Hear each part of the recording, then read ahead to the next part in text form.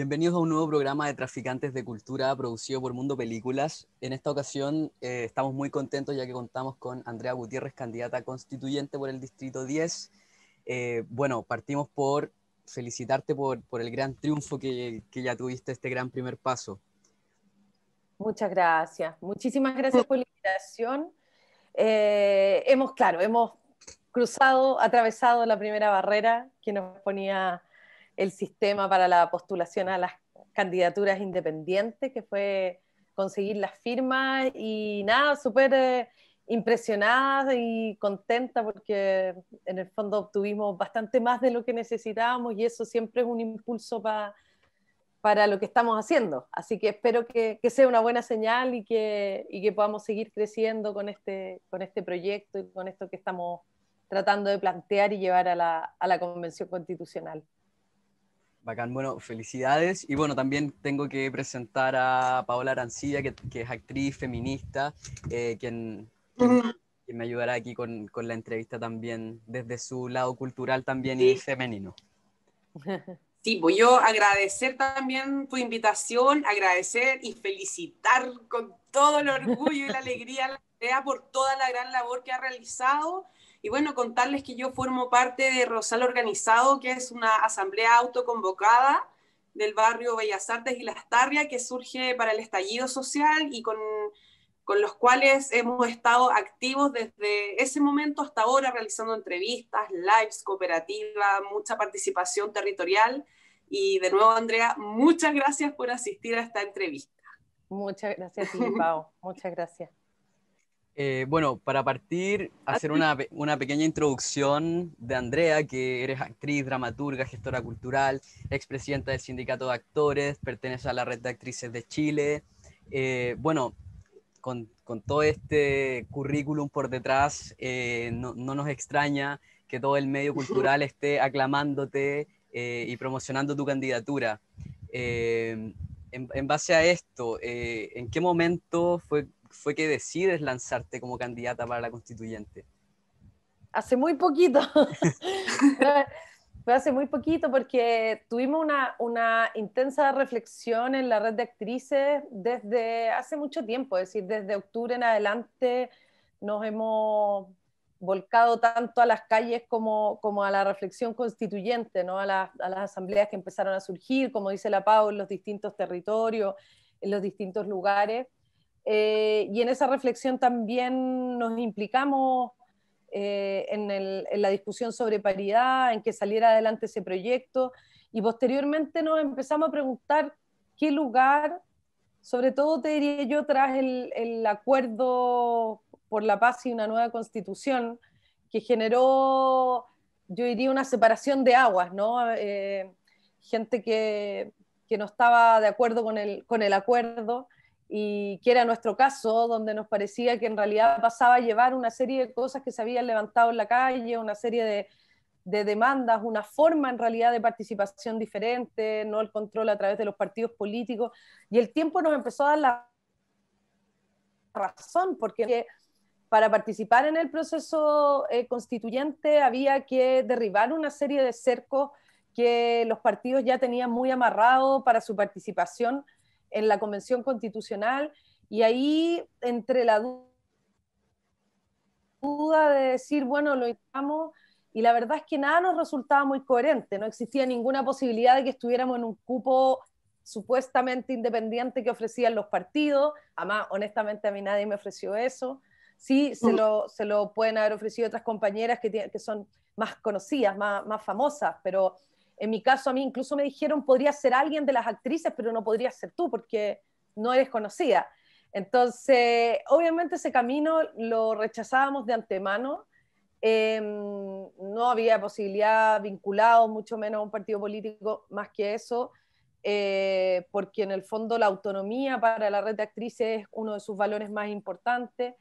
Y por otra parte, entonces no se veía cómo, hasta que recibimos una invitación, voy a cortar el ruidito que les metí ahí, perdón, hasta que recibimos una invitación de la actual lista que integramos, que es una lista que se llama de Movimientos Sociales Unidad Independiente, que la conformaban distintas organizaciones sociales que además admiramos muchísimo porque han sido centrales en los últimos años de levantamiento popular, ¿cierto? El No Más FP, la Coordinadora Feminista 8 de marzo, la Coordinadora Nacional de Inmigrantes, la Defensoría Popular de los Trabajadores y las Trabajadoras, Territorio Constituyente, es decir, eran un montón de orgánicas que admiramos muchísimo y donde nos hacía mucho sentido incorporarnos para también aportar la perspectiva cultural en esta discusión constitucional, donde si bien uno va evidentemente a tratar los distintos aspectos, uno también tiene que poner ciertos énfasis, ¿no?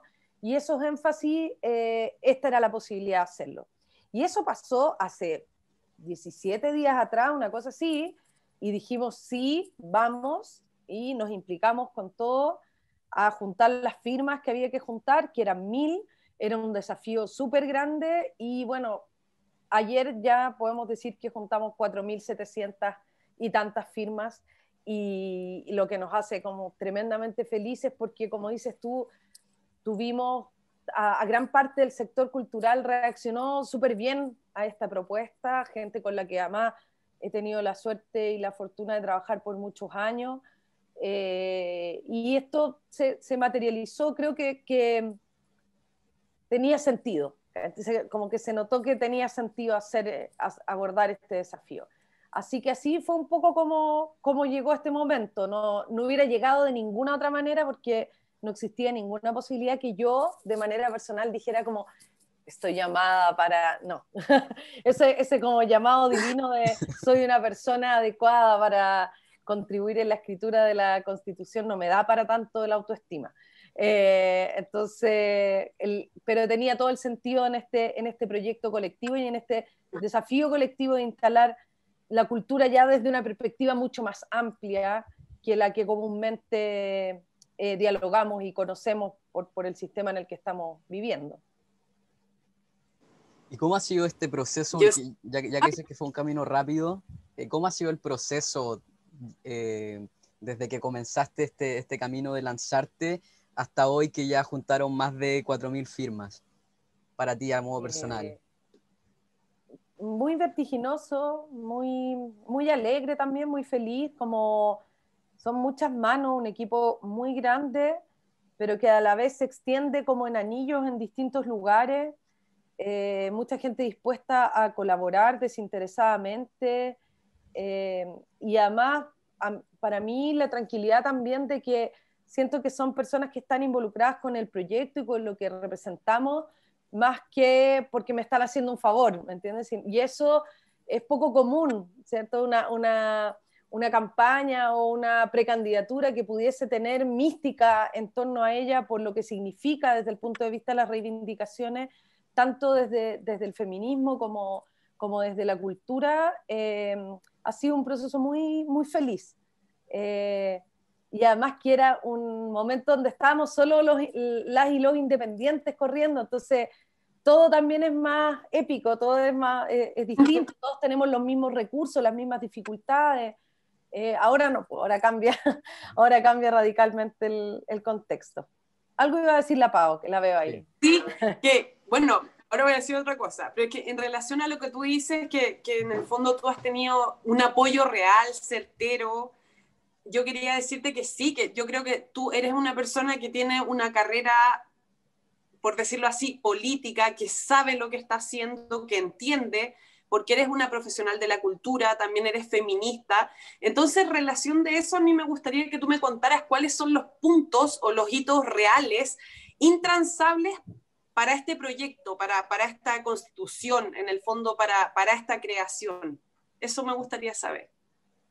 Mira, por una parte creo que uno de los desafíos más complejos es que tenga sentido la forma y el fondo de lo que estamos haciendo. Es decir, no solo nos interesa conseguir el objetivo de integrar la Convención Constitucional, sino que también nos interesa el cómo lo vamos a hacer.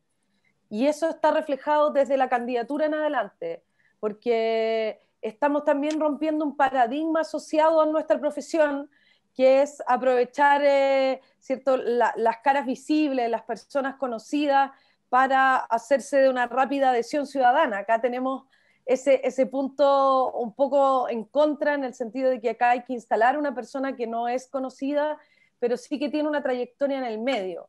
En ese sentido, yo creo que lo primero es eso, es no traicionar esa coherencia en cómo vamos a desarrollar esta campaña. Después, en segundo lugar, y todo esto antes de llegar a la Constitución, Claro. tiene que ver con los mecanismos de participación.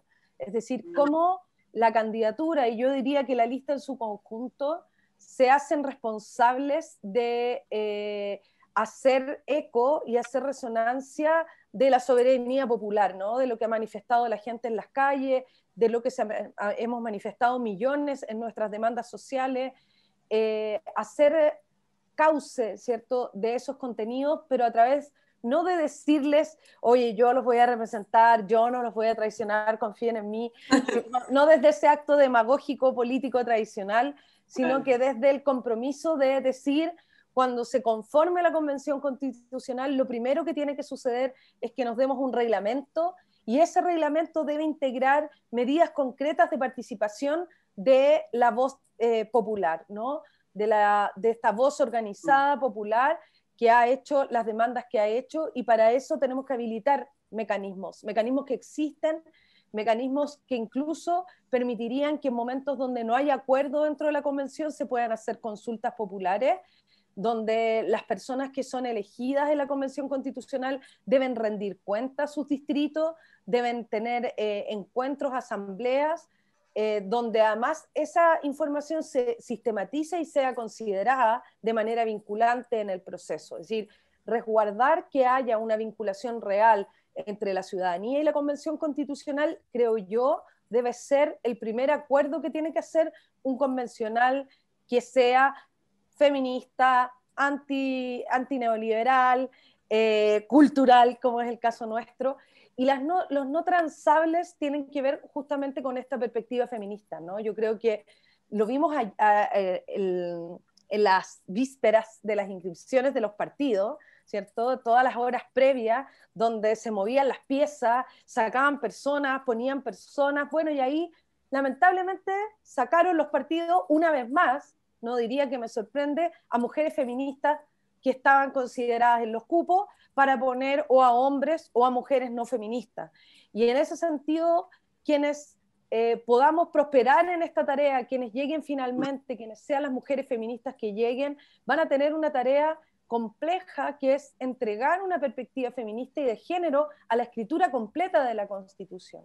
Y esto significa desde sus principios y sus valores, desde la batería, ¿cierto?, de derechos que se traten, y también el abordaje de las instituciones que van a ser revisadas constitucionalmente. No nos olvidemos que una de las cosas que revisa del sistema político la Constitución son cómo funcionan sus instituciones. Y hoy día las instituciones son las grandes promotoras del patriarcado. Lo vemos en los tribunales de justicia, lo vemos en las policías, lo vemos en los militares, lo vemos en las universidades, por la educación. Por lo tanto, en esa discusión la perspectiva de género va a ser fundamental, como también garantizar una vida libre de violencia a las mujeres en el texto constitucional. Eso yo diría que son intransables, así como la presencia de niñas, niños y adolescentes también en la Constitución como sujetos de derecho, y no solo como resguardados bajo la tutela de adultos, sino que sujetos de derechos propios, para que no estén invisibilizados en torno a sus derechos, y que no sean solo quienes son ciudadanas y ciudadanos los que tienen derechos, sino también las niñas, los niños y los adolescentes. Eso como base, los derechos culturales, por supuesto, que forman parte fundamental de los contenidos de la candidatura, entendidos como la reconfiguración del tejido social, la redistribución del poder que tiene que darse a través de la Constitución, y poner el centro del desarrollo en las comunidades, para que tengamos una vida muchísimo más amable. Nosotros hemos hablado mucho del buen vivir, que creemos que es un concepto que le hace mucho sentido a las personas a propósito de el cuidado del medio ambiente, ¿cierto?, los derechos de la naturaleza, los derechos de las personas, el terminar con el extractivismo, terminar con la explotación y la autoexplotación que precariza nuestras vidas. Esta calidad de vida tan deteriorada que tenemos tiene que ser central en esta discusión. Yo diría que ahí van fundamentalmente los énfasis que hasta el momento hemos desarrollado. A mí me interesa ver si, bueno, me imagino que sí, pero me soplan una pregunta desde un colectivo. ¿Qué pasa con las disidencias? ¿Cómo se incluyen? ¿Cómo se protegen? Y sobre todo, ¿cómo se validan? Sí. Eso me gustaría saber. Es decir, en ese sentido la perspectiva también feminista es fundamental, porque quienes defendemos el feminismo interseccional, las disidencias y las mujeres forman parte de esta incorporación de todos aquellos y aquellas que han sido excluidos, ¿no? Y dentro de la reconfiguración cultural que promovemos, digamos, a partir de la visibilización de los derechos culturales, es decir, la Constitución, es decir, para entender cómo desde la base, ¿no? La Constitución es un documento cultural que va a redistribuir, que va a reorganizar el poder en la sociedad. Y esa reorganización de poder, que hoy la tenemos exacerbada por el sistema neoliberal, por el defensor del sistema neoliberal, que es el sistema subsidiario, y que hace que sean un puñado de personas quienes resultan privilegiados por este sistema, y seamos demasiadas quienes estamos fuera y quienes somos excluidos de esa protección. La idea principal es, en esta reorganización de poder, incluir a quienes han estado excluidas.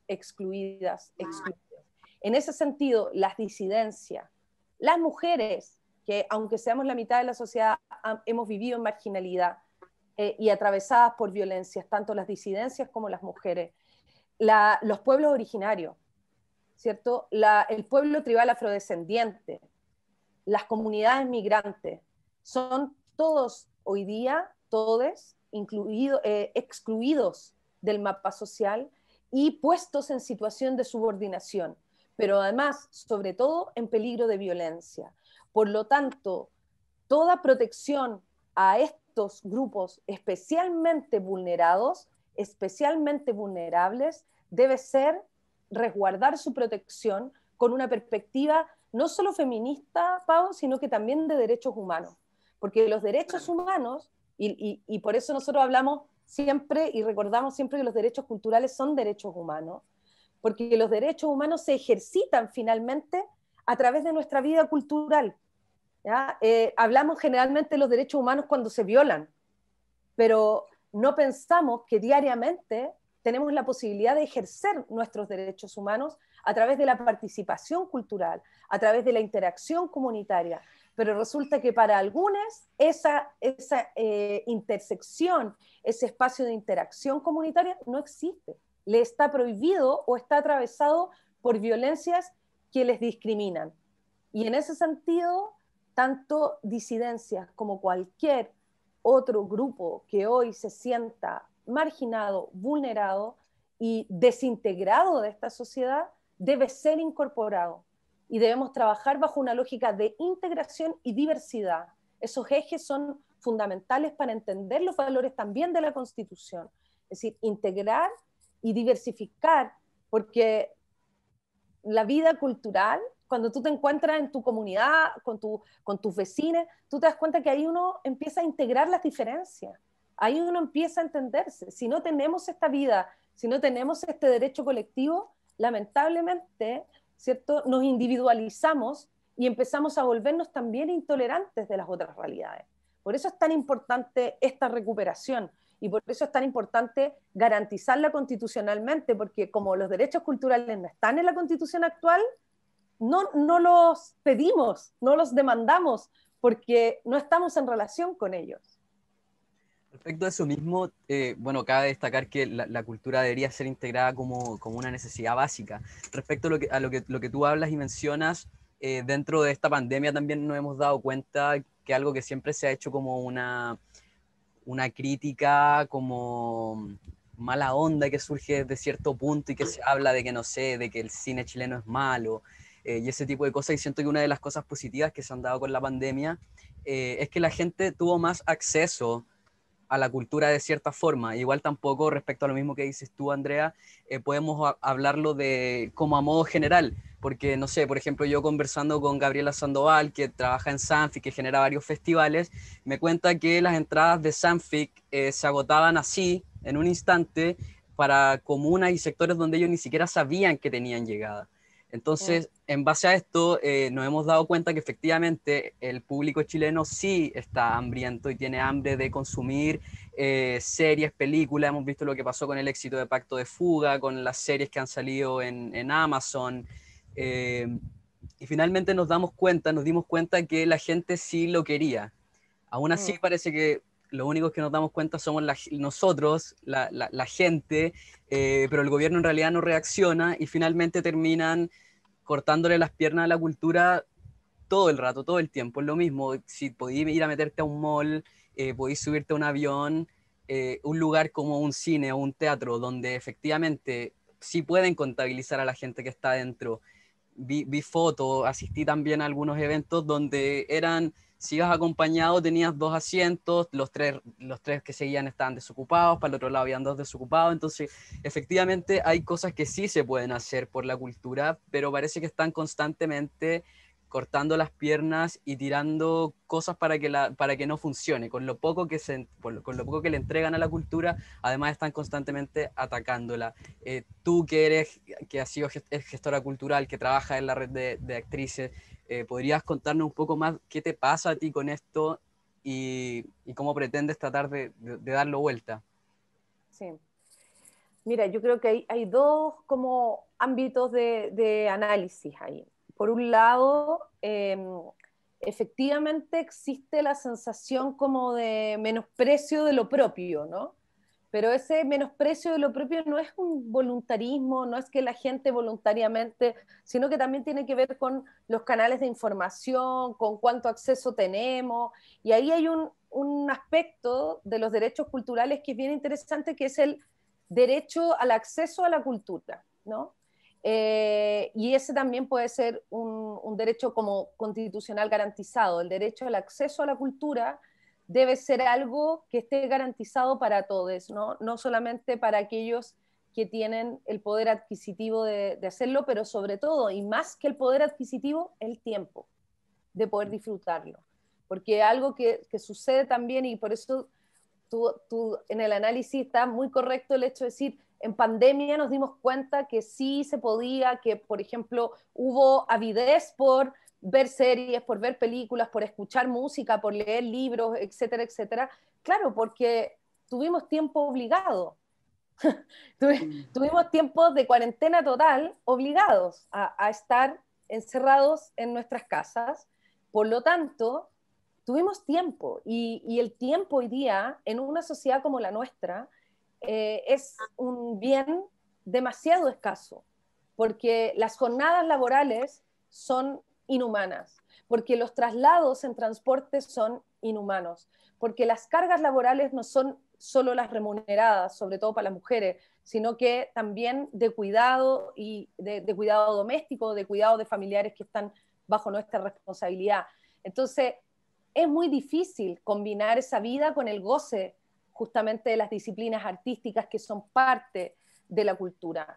Y en ese sentido, a mí no me sorprende en absoluto el cómo funciona o el cómo opera el gobierno frente a estas lógicas, porque funciona bajo la lógica neoliberal. La lógica neoliberal dice, vamos a subsidiar, ¿cierto? Esto a través de una lógica subsidiaria, que son los fondos concursables, pero a la vez los fondos concursables son de un acceso y de un alcance muy reducido para personas que solamente cuentan con los 3 capitales, que son el capital cultural, el capital económico, ¿cierto? Y el capital social, para poder postular a ellos. Las personas que pueden acceder a la postulación de un fondo de emergencia, por ejemplo, tienen que tener esas capacidades para hacerlo. Y estamos dejando fuera a muchísimas, a miles de personas que no pueden acceder a eso. Y por otro lado, quien quiere activar su consumo cultural, ¿cierto? Si queremos llamarlo de esa manera, son personas que necesitan tener los canales de acceso habilitados, pero no existe una comunicación amplia porque los medios de comunicación también están concentrados, entonces es difícil. A mí me da mucha risa porque Onda Media, tú que sabes mucho más que yo de estos temas, Onda Media existe hace un montón de tiempo. Sí. Y mucha gente descubrió Onda Media en la pandemia. Sí. Como si fue, oye, lanzaron por la pandemia Onda Media. Y no, Onda Media está hace muchísimo tiempo funcionando. El punto es que los canales de comunicación son muy restrictivos. Entonces, en ese sentido, las políticas públicas hoy día de cultura no están destinadas a las mayorías que no tienen acceso. Están destinadas a unas minorías, a las minorías que tienen el poder adquisitivo, pero no solo eso, sino que el capital cultural y social para poder acceder a ello. Y eso es lo que tenemos que invertir. ¿verdad? Cuando tú me dices, bueno, ¿qué hay que hacer? Hay que invertirlo. ¿Cómo? Garantizando estos derechos constitucionalmente para que cuando se generen, y eso es súper importante, un poco perogrullo, pero es real, que después de esa constitución emanarán las políticas. Y eso va a ser lo interesante. Cuando si logramos realmente tener estos derechos garantizados en la Constitución, ¿cómo van a ser las políticas de aplicabilidad de esos derechos cuando venga el primer gobierno que tenga que ejercer, ¿cierto?, con esta nueva Carta Fundamental? Lamentablemente, como que el terreno igual se ve ominoso porque el sector de la cultura, las artes, llámese los músicos, las músicas, los teatristas, las teatristas, dramaturgos, pintores, en fin, cineastas, el mundo audiovisual, se ha visto muy golpeado con la pandemia, ¿ya? Y también en el periodo del estallido, en términos laborales, en términos de desigualdad, de cero protección laboral. Sí. ¿Cómo ves que se pueda reivindicar, asegurar y garantizar todo esto que estamos hablando en este momento? Que realmente sea concreto y que realmente llegue a todos los lados, porque como tú bien dices, un cultor de la tercera edad no va a poder postular a este fondo de emergencia, que cabe destacar que también es un concurso, lo cual hace que los artistas se enfrenten. Entonces, ¿cómo tú ves ese lado? Y eso es muy cierto, es decir, promueve, profundiza una lógica competitiva que ha individualizado el sector completo mucho y que ha hecho que termine disputándose entre ellos y ellas, y eso ayuda solamente al enemigo, ese es el único ganador, y el enemigo vendría siendo todos quienes promueven, digamos, este sistema tan masacrante, ¿no?, de la vida de las personas. Por otra parte, es cierto lo que tú dices, Pau, porque hay que procurar y garantizar que los trabajadores y las trabajadoras de la cultura sean considerados como tales, que puedan recibir y tengan derecho a una protección social, que tengan derecho a un cuidado laboral. Por eso cuando viene la pandemia y vienen las minúsculas ayudas sociales o incluso el retiro del 10%, es un mínimo porcentaje el que puede acceder a ayudas, un mínimo porcentaje el que puede sacar su 10%, porque muchas veces no tenemos ese 10% porque no cotizamos, porque vivimos al día, porque trabajamos con boletas de honorarios, porque no estamos dentro del sistema. Entonces esa marginalidad del sistema es una precariedad muy dolorosa, pero además, como decía el Benja, pasa que la gente tiene una ilusión sobre este sector, como si fuéramos un sector de élite privilegiado, ¿no? Estos artistas ricos que viven que tienen todo el lujo y que más encima son como izquierdosos, como si una caricatura muy agresiva, muy violenta sobre las actrices, más violenta, tú lo sabes, Pau, porque somos, si nos mandan a que no pensemos y no opinemos y nos dediquemos a nuestras tonteras. Es muy degradante el trato social, pero yo ese trato social no lo culpabilizo a las personas organizadas de sus territorios, sino que más bien a este sistema articulado para hacer creer eso. Creo que, por un lado, como te decía, hay que garantizar esta situación laboral inexplicable y ambigua, y en ese sentido jugársela mucho por la recuperación de los derechos colectivos de las y los trabajadores, en ese sentido, y que nuestra categoría de trabajadoras y trabajadores sea considerada bajo las distintas categorías que vengan. Eso va a ser importante en la Constitución y después, cuando esté garantizado ese derecho, va a ser muy importante en las políticas que se apliquen para que nunca más queden los artistas fuera de las protecciones sociales que el Estado debe procurar. Y por otra parte, no quiero hacerme la tonta con lo que tú dices, que el otro día veía cifras muy dolorosas de la cantidad de gente de nuestro sector, de nuestros compañeros, que van a abandonar para siempre la actividad después de la pandemia.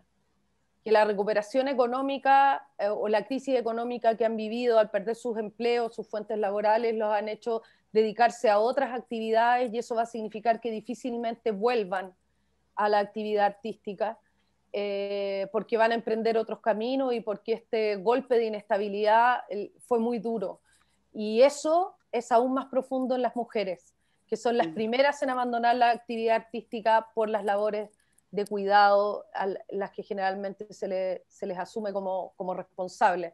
Entonces, creo que es importante no engañarnos con esta esperanza que podemos tener. Es el único camino que tenemos para cambiar las cosas, el camino que estamos tomando. No es el mejor, es súper ripioso y pedregoso, como tú dices, es súper complejo, es súper contracorriente y contracultural, porque además vamos a enfrentar maquinarias con presupuesto, campañas, con toda la infraestructura, ¿cierto? Y bajo mucha precariedad y mucha pobreza, pero mucha creatividad, que son las nuestras.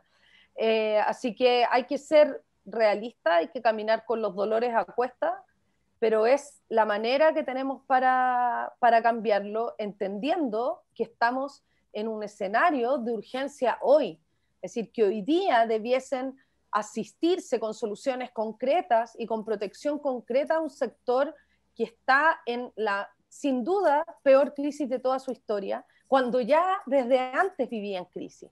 Entonces, creo que no hay que olvidar esa hoja de ruta, ¿no? No hay que olvidar que ese es nuestro espacio. Yo siempre he sido muy defensora de saber desde dónde uno viene y desde dónde uno está hablando, independiente de que tú te preocupes, ¿cierto?, de un amplio espectro de problemáticas sociales. Es muy bueno tener identidad para parar. Si la identidad nuestra es esta, es la de la marginación social, es la de personas que no podemos acceder a una vivienda porque nadie nos da un crédito, a personas que no podemos acceder a una cuenta corriente porque nadie nos abre una. Esa es nuestra realidad, esa es mi realidad, es tu realidad. Somos absolutamente marginales de la realidad formal, y eso también queremos combatirlo. Es decir, no podemos olvidar desde dónde venimos, ¿no? Y cuál es la realidad que nos ha tocado y que nos ha golpeado, y esa experiencia también ponerla al servicio de esta discusión social, donde estas cosas muchas veces pasan invisibilizadas, porque hay grandes demandas que de repente consignan una enorme como acuerdo, pero estamos hablando desde las marginalidades, estamos hablando desde las mujeres, desde las disidencias, estamos hablando desde los artistas también. Es decir, si tenemos que ver, esta es una interseccionalidad de las mujeres. Claro, en el fondo. Claro, ay, se me adelantó. Ahí sí. Como que me quedaste pegada, pero en el fondo eso es la reivindicación de todos estos lugares y también la visibilización, porque aunque sea doloroso lo que está ocurriendo, se debe mostrar. ¿Para qué? También para educar, por lo mismo que tú dices, por esa mirada de caricatura de los artistas. Pero bueno, ahora llevándote a algo ya un poquito más positivo, mirando para el lado, nuestras compañeras, la marea verde. No sé, ¿qué puntos se tienen que cumplir acá en nuestro país para que algo así ocurra? ¿Cómo lo ves tú? ¿Lo ves cercano para que podamos obtener la ley de aborto que tanto esperamos, que tanto anhelamos como mujeres libres?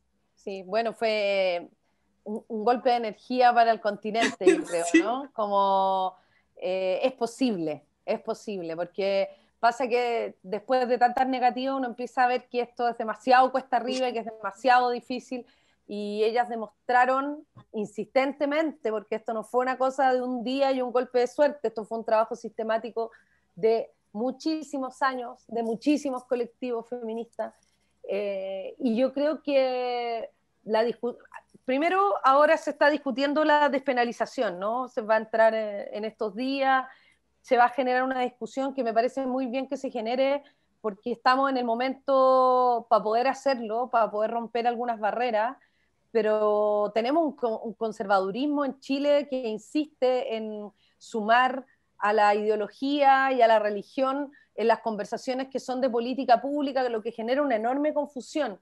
Pero yo tengo también la sensación y la tranquilidad de que hoy día es imposible no activar la escucha del movimiento social. Hoy día es imposible, lo vimos para el 10% del FP, lo vimos incluso en casos de violencia como el de Pradena, es decir, hemos visto que la activación social hoy día es imposible ignorarla. ¿Por qué? Porque está el antecedente de octubre. Por lo tanto, ya no pueden ignorar ese clamor. Por lo tanto, entiendo que esta conversación de despenalización ya se va generando en otro escenario, porque la primera tarea que es esta despenalización es quitarle a la mujer la categoría de delinquir, en el fondo, cuando toma una decisión sobre lo que va a pasar con un posible o no posible embarazo. Pero por otro lado está el texto constitucional también, es decir, la soberanía sobre nuestros cuerpos, el derecho a decidir de las mujeres, la protección de la vida de las mujeres en este sentido. Y creo que ahí hay que tomar algunos como tips para esta conversación y o algunos aspectos de esta conversación, y el primero de esos es no ideologizar la conversación, hablar de la política pública a partir de las realidades, es decir, los abortos ocurren, no es que vamos a despenalizar algo que no ocurre, no es que estamos buscando que se haga una política pública de algo que no, es algo que sucede y que sucede y se lleva a mujeres, las mata, corren el riesgo. Entonces, estamos pidiendo, ¿cierto?, que se legisle en torno a algo que ocurre y que pone en riesgo la vida de las mujeres. El punto es que hoy, en el texto constitucional actual, la vida de las mujeres no tiene ninguna relevancia especial, no tiene ninguna notoriedad especial. La reforma que incluye como sujetos de derechos a hombres y a mujeres es reciente. Entonces, la mujer aparece en la Constitución hace muy poquito, y como sujeta de derechos, considerando la desigualdad y el lugar que se le ha hecho ocupar a lo largo de la historia, no existe. No existe la perspectiva de que las mujeres han sido vulneradas en sus derechos. Entonces, yo creo que sostener esta conversación, es decir, es muy interesante lo que va a pasar en el Congreso, porque va a activar una conversación constitucional. ¿Cachai? Entonces hay que estar muy atenta en lo que va sucediendo, tenemos que tomar toda la inspiración, la fuerza, los argumentos, las estrategias que utilizaron nuestras compañeras en Argentina y hacer de esto un debate constitucional también, porque si no es esta vez dentro del Congreso, será constitucionalmente que esto quede consagrado. Y vamos a lograrlo, no me cabe la menor duda que vamos a lograrlo.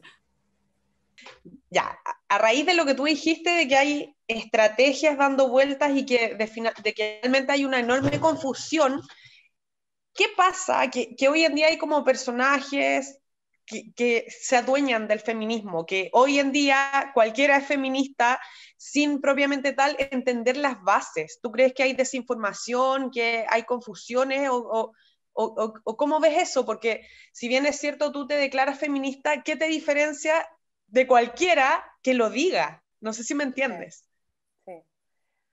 Sí, es complejo. Mira, creo que algunas personas lo hacen intencionalmente. El otro día me llegó como una gráfica que hablaba de una feminista provida y era como, ya. Después también hay otro ámbito de feminismos que yo no comparto, como las feministas liberales, por ejemplo, ¿cierto? Que creen más bien en sistemas como correctivos que apuntan a la igualdad entre el hombre y la mujer, más que a transformaciones profundas en la redistribución del poder. Yo creo que primero es muy extraño ver una feminista sola, ¿no? Las feministas generalmente estamos asociados al movimiento, estamos asociados a colectivas, trabajamos en comunidad. Es muy raro que una feminista vaya y diga, hola, yo soy feminista, y vaya como con su carrera solitaria por la vida. Eso ya es una caracterización liberal que es sospechosa, ¿no? El feminismo es una práctica anticapitalista y antineoliberal, fundamentalmente porque busca esta reorganización social, ¿no? Este reordenamiento social. que redistribuya el poder y que confronte definitivamente el sistema de dominación en el cual habitamos y que nos pone a nosotras en circunstancias de subordinación. Entonces, yo creo que cuando vemos, quizás podemos dilucidar mejor cuando vemos ciertos apellidos, ¿no? Cuando vemos que es anticapitalista, que es antineoliberal, que es plurinacional, que es interseccional, que considera, ¿cierto? No tiene problema en considerar dentro de sus demandas también la protección de las disidencias. En ese sentido, que entiende además que el hecho de ser mujeres también se puede ver agravado por ciertas circunstancias sociales que profundizan esa marginación y esa violencia. Yo creo que es muy importante cuando uno va a apoyar o a escuchar a alguna feminista, ver justamente en qué mapa de feminismos se mueve, porque efectivamente es cierto, hay feminismos, el feminismo no es uno, hay distintos feminismos. Hay feminismos que son radicales y profundamente radicales, tanto así que niegan otras identidades, de los que yo no me siento parte y que tampoco siento que tengan en realidad principios feministas dentro de esa consideración. Pero hay un universo vasto, hay que avanzar con este universo vasto, lo hemos hecho durante muchos años, pero también yo invito también a las personas a mirar las trayectorias, a mirar los lugares de trabajo, cuáles son los espacios de trabajo, porque además tú lo sabes bien, adentro de las organizaciones feministas se trabaja distinto, se trabaja bajo los principios de la horizontalidad, no de la jerarquía patriarcal, se trabaja en red, se trabaja en colaboración, se trabaja bajo una lógica cooperativa, se promueven principios de economía más bien circular, ¿cierto? De cuidado al medio ambiente, de respeto a la naturaleza. Es decir, hay una serie de principios que tienen que ver con el feminismo y que uno puede ver fácilmente en la biografía de las personas si eso tiene resonancia o eco en su realidad cotidiana, ¿no? Y por eso también creo que es un factor importante el hecho de que cuando pensemos, ponte tú, en las y los integrantes de la Convención Constitucional, es el trabajo colectivo, porque la Convención Constitucional va a ser un trabajo colectivo, va a ser ponerse al servicio de un trabajo colectivo, ponerse al servicio también de la escucha, aparte de las capacidades que uno tenga que tener. Yo en mi caso, de verdad se los digo, claro, esta experiencia como en el mundo sindical, en el mundo de las organizaciones, en el mundo de la cultura, pero también si yo no hubiese tenido una preparación en el mundo de las ciencias políticas con un magíster de gobierno y sociedad, quizás yo no me atrevería a aventurarme así propiamente tal. De repente son muchos elementos que convergen y que hacen que uno tenga la tranquilidad de que puede participar en un proceso que es áspero, que es difícil. Esto no va a ser ir a conversar con los primos, ¿me entiendes? Esto va a ser una negociación complicada. Hay temáticas que probablemente van a ser las más complejas de todas, y ahí hay que estar, como dices tú, y me gusta mucho esa posición, hay que tener los intransables, ¿no? Hay que tener cuáles son los avances, cuáles son las cosas que yo no puedo ceder desde el punto de vista ético, pero también tengo que entender que al otro lado hay una persona que va a querer el mundo opuesto, por lo tanto ahí hay que hacer converger una constitución que permita y que sea efectivamente de todo el país. Me parece bien interesante también que toques el tema del medio ambiente. Exacto, porque ahí yo quiero destacar el tema del medio ambiente, porque finalmente... Estoy desfasada, hable.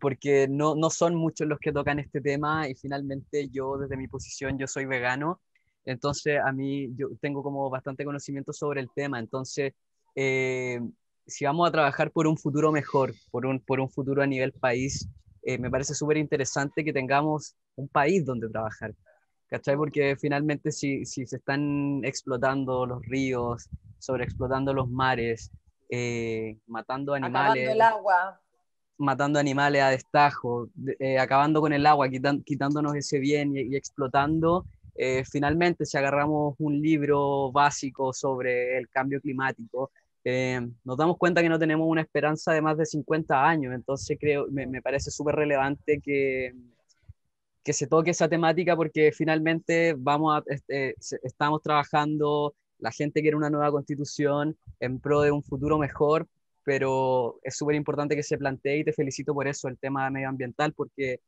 no sacamos nada con tener una nueva constitución si no tenemos un futuro, en verdad. Exacto, si no tenemos dónde construirla, claro, dónde aplicarla. Y yo creo que eso, Benja, va a ser uno de los temas más complejos. Sí, completamente. Yo aventuro que porque hay muchos intereses. Sí, obvio. El extractivismo Sí. que ha arrasado con este planeta y lo tiene entre las cuerdas, ¿no? Tiene muchos intereses económicos, hay muchísimos intereses económicos en torno a eso, y hay mucho chantaje en torno a la generación del empleo, a la generación de energía para que haya empleo, etcétera, etcétera.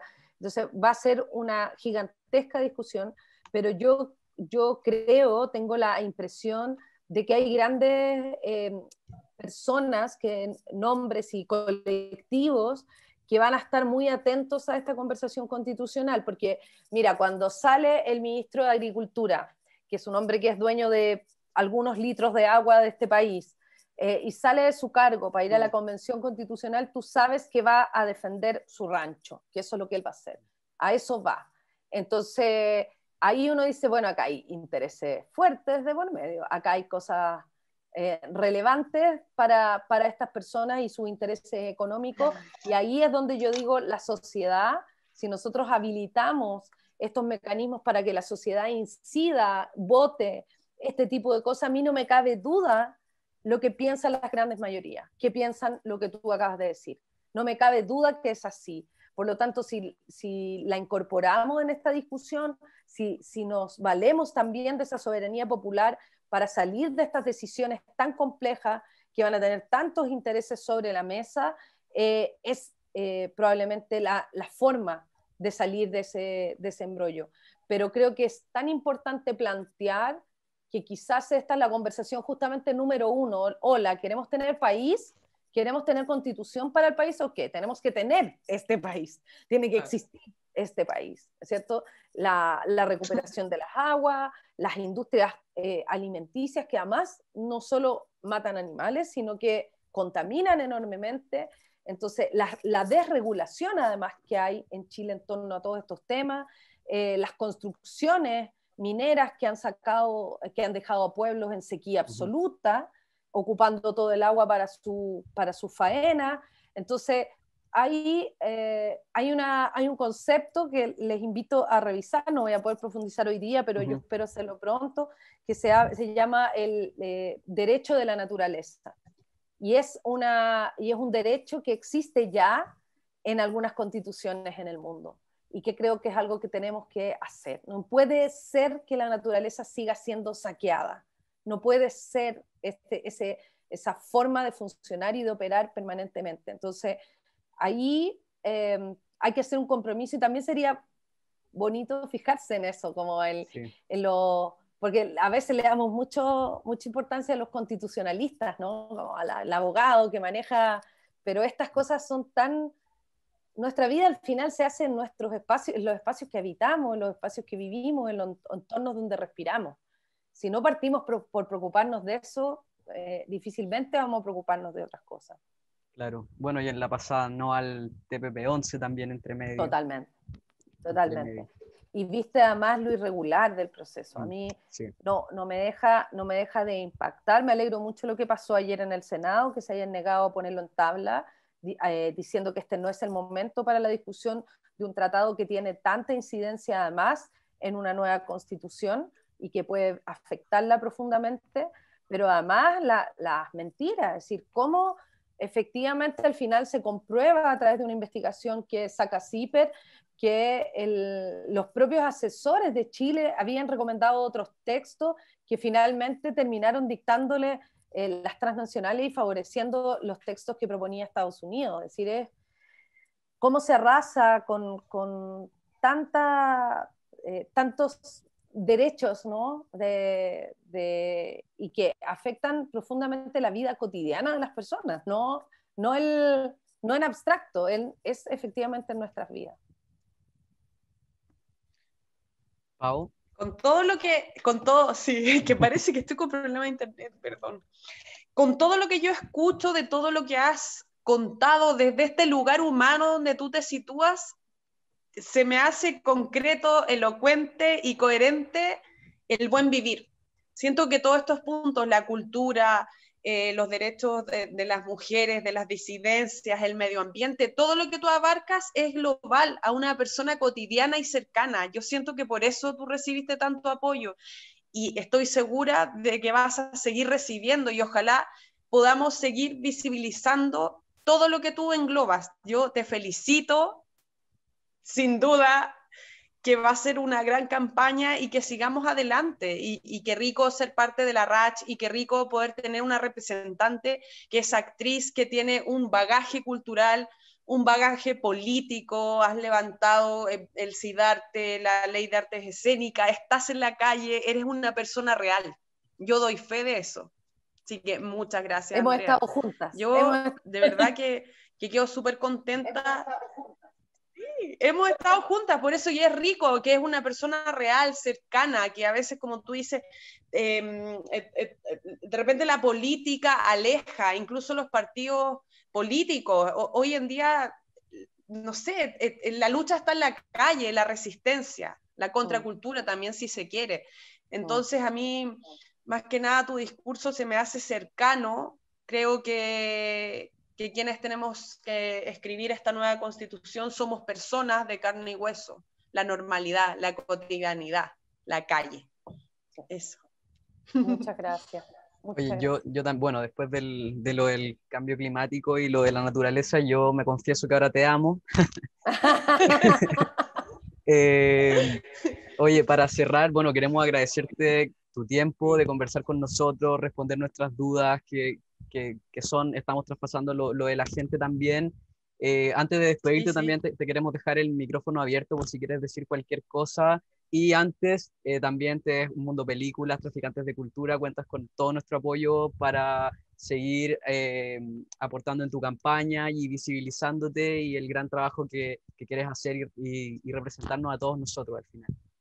Eso, muchas gracias. Y te dejo el micrófono abierto. No, muchas gracias, un honor ya las palabras de ustedes dos. Es fascinante tener, yo sé que de repente no se ve así, pero es fascinante tener la posibilidad de transmitir tantas conversaciones que han sucedido a lo largo del tiempo, a lo largo de los años. Recibir eso es algo que yo siento de verdad como un reconocimiento, pero también como una oportunidad que me cuesta a veces dimensionar lo fascinante que es algo que se disfruta mucho.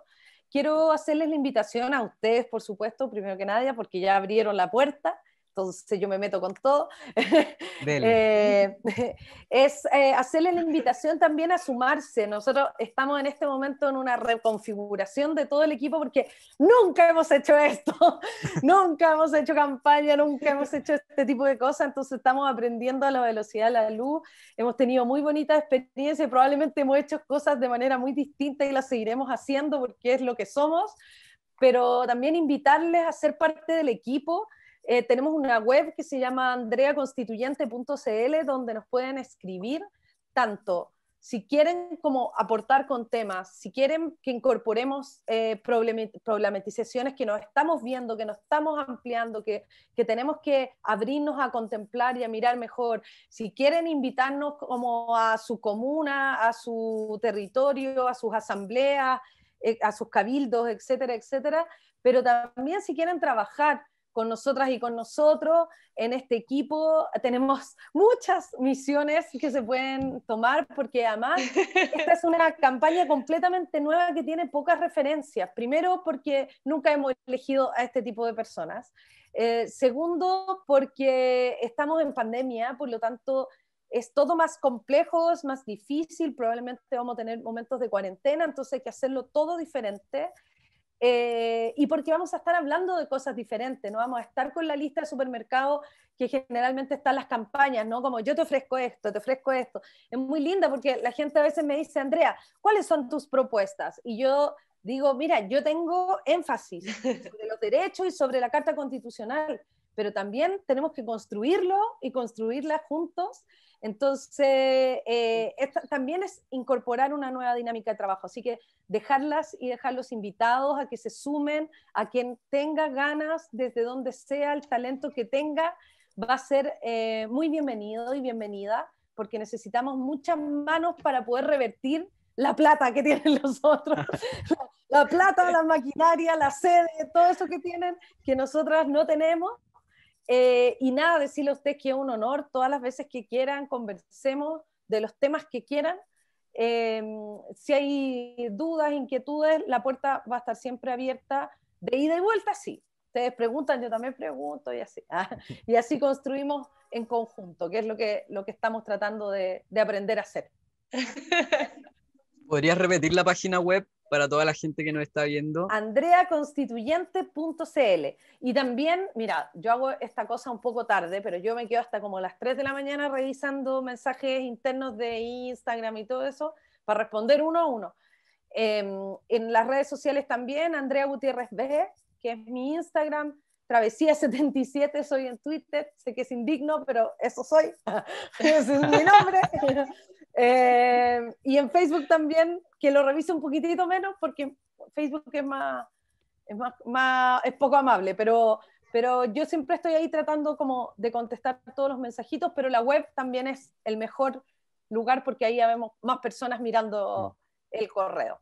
Así que nada, muchísimas gracias por el espacio y por hacer esta, como decía la Pavo también, hacer esta contracultura con estos programas que finalmente tratan de aportar un grano de arena a la libertad de expresión y a ir en contra de la concentración de medios donde vemos todo el tiempo a les mismes.